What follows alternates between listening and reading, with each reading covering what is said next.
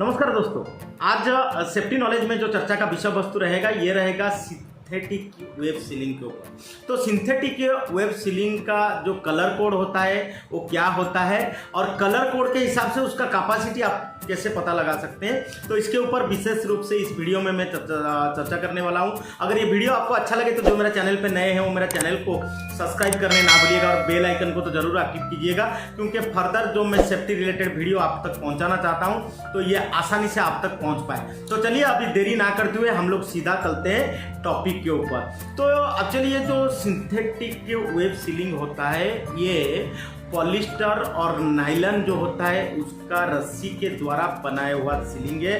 और ये जो सीलिंग होता है ये फ्लैट शेप में आता है, यानी फ्लैट शेप में आता है।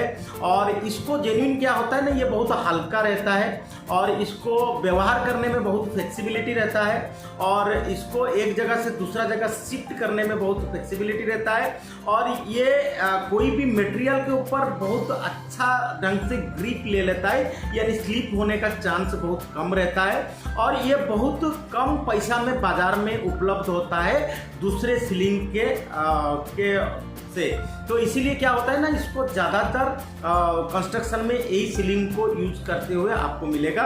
तो अब चलिए ये जो सीलिंग होता है इसका कलर कोड के हिसाब से आप इसको पहचान सकते हैं कि इसका लिफ्टिंग करने का कैपेसिटी क्या है। और कलर कोडिंग के साथ साथ तो और भी एक चीज़ मैं आपको आज बताने वाला हूं जिससे आप पता लगा सकते हैं कि उसमें लिफ्टिंग करने का कैपेसिटी क्या है। तो पहले हम बात करेंगे 1 टन कैपेसिटी वाला जो सिंथेटिक वेब सीलिंग होता है उसका कलर कोड रहता है आपका वायोलेट।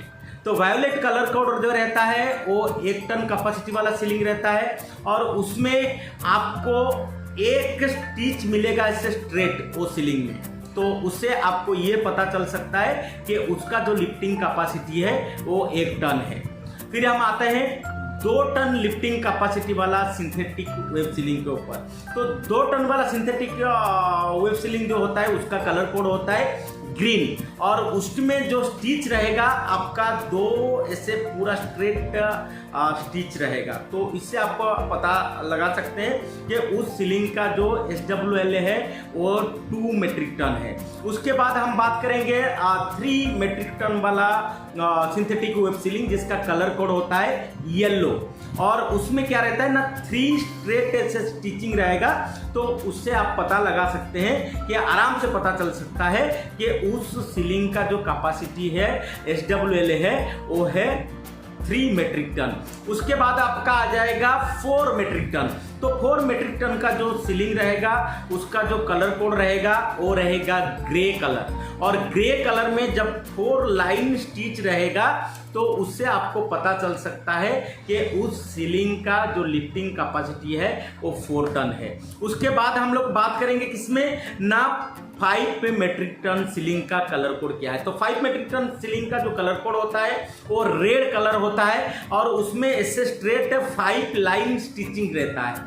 तो उससे आप आराम से पता लगा सकते हैं कि वो सीलिंग का जो कैपेसिटी है वो 5 मेट्रिक टन SWL है उसका। और उसके बाद हम लोग बात करेंगे 6 मेट्रिक टन मतलब वेब सीलिंग के ऊपर। तो 6 मेट्रिक टन का जो वेब सीलिंग होता है उसका कलर कोड होता है ब्राउन कलर और ब्राउन कलर में उसमें 6 लाइन स्ट्रेट स्टिचिंग रहता है। तो उससे आप पता लगा सकते हैं कि उसका जो लिफ्टिंग कैपेसिटी है वो है 6 टन। और उसके बाद जो आता है 8 टन।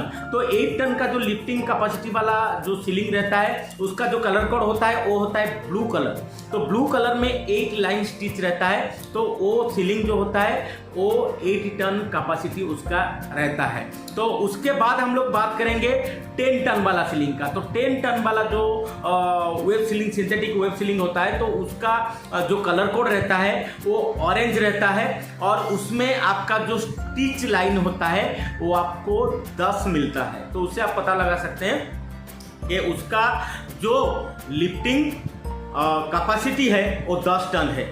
तो उसके आगे 10 टन एंड एबव, जैसे कि आपका 12 टन का सीलिंग हो या 15 टन का सीलिंग हो या 16 टन का सीलिंग हो या 18 टन का सीलिंग हो या 20 टन का सीलिंग हो, तो ये सारा जो सीलिंग होता है इसका कलर कोड जो होता है वो आपका ऑरेंज ही रहता है। और वहाँ पे आप उसका स्टिच से पता लगा सकते हैं, यानी जितना टन का सीलिंग रहेगा उसमें उतना लाइन स्ट्रेट आपको स्टिच मिलेगा।